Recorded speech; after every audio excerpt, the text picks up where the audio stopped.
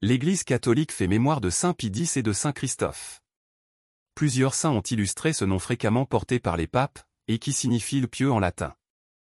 La liturgie fête en ce jour saint Pie X, qui fit dans l'Église un parcours complet, prêtre, vicaire, curé, évêque, et enfin pape.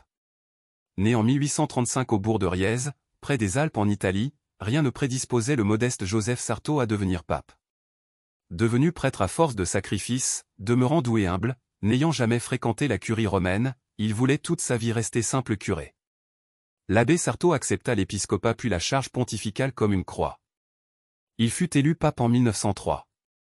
Sa simplicité conquit tout de suite le cœur de la chrétienté. C'était avant tout un spirituel, il fut avec vigueur et conviction le défenseur de la foi chrétienne contre les assauts et les tentations des courants modernistes. On doit au pape Saint Pie X l'accès des petits-enfants à l'Eucharistie, une participation plus intense du peuple chrétien à la célébration de la liturgie et le témoignage de la tendresse du Christ envers les plus humbles.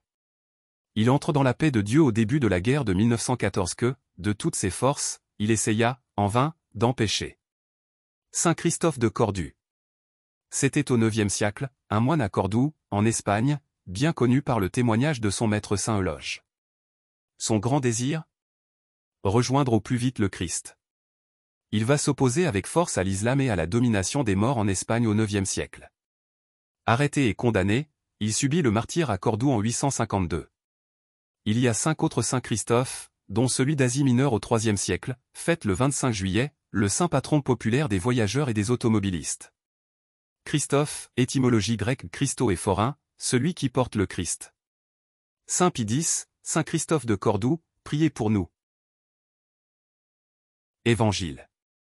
Ton regard est-il mauvais parce que moi, je suis bon? Alléluia. Alléluia. Elle est vivante, efficace, la parole de Dieu. Elle juge des intentions et des pensées du cœur. Alléluia. Évangile de Jésus-Christ selon saint Matthieu. En ce temps-là, Jésus disait à ses disciples cette parabole. Le royaume des cieux est comparable au maître d'un domaine qui sortit dès le matin, afin d'embaucher des ouvriers pour sa vigne. Il se mit d'accord avec eux sur le salaire de la journée, 1 denier, c'est-à-dire une pièce d'argent. Et il les envoya à sa vigne. Sorti vers 9 heures. Il en vit d'autres qui étaient là, sur la place, sans rien faire. Et à ceux-là, il dit, allez à ma vigne, vous aussi, et je vous donnerai ce qui est juste. Ils y allèrent. Il sortit de nouveau vers midi, puis vers 3 heures. Et fit de même. Vers 5 heures, il sortit encore. En trouva d'autres qui étaient là et leur dit, pourquoi êtes-vous restés là toute la journée, sans rien faire? Ils lui répondirent, parce que personne ne nous a embauchés. Il leur dit, allez à ma vigne, vous aussi. Le soir venu, le maître de la vigne dit à son intendant, appelle les ouvriers et distribue le salaire. En commençant par les derniers.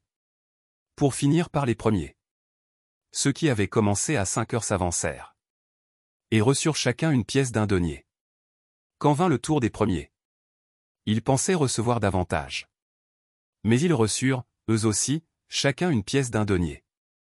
En la recevant, ils récriminaient contre le maître du domaine. Ceux-là, les derniers venus, n'ont fait qu'1 heure. Et tu les traites à l'égal de nous, qui avons enduré le poids du jour et de la chaleur. Mais le maître répondit à l'un d'entre eux. Mon ami, je ne suis pas injuste envers toi. N'as-tu pas été d'accord avec moi pour 1 denier? Prends ce qui te revient, et va-t'en. Je veux donner au dernier venu autant qu'à toi. N'ai-je pas le droit de faire ce que je veux de mes biens? Ou alors ton regard est-il mauvais? Parce que moi, je suis bon? C'est ainsi que les derniers seront premiers. Et les premiers seront derniers. Acclamons la parole de Dieu. Louange à toi Seigneur Jésus.